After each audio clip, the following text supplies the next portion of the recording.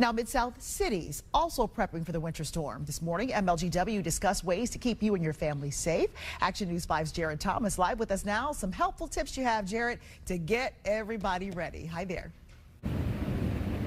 Hey, Joy, and that's correct. We're here at MLGW Administration Building where they gave us some useful tips today, this morning at the press conference. Now, some of these tips were things that we've heard before and others that we need to know that's right now. Now, one thing I want you guys to know is as this winter storm heads toward the Mid-South, MLGW says it's preparing ahead of time. This morning, they held a press conference saying crews are closely monitoring the forecast and getting ready for the worst.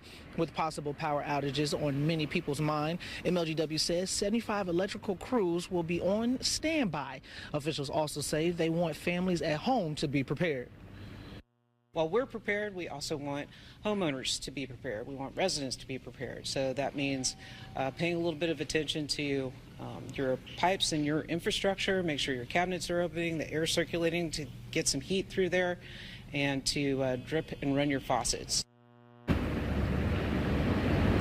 Now, Madden says MLGW is also protecting its own equipment by adding heat and insulation at pumping stations to keep wells from freezing. She also said that earlier this week that they'll be salting the roads and making sure everything is clear as we prepare for this winter storm. Right now, Jared Thomas reporting at MLGW Administration Building. Action News 5.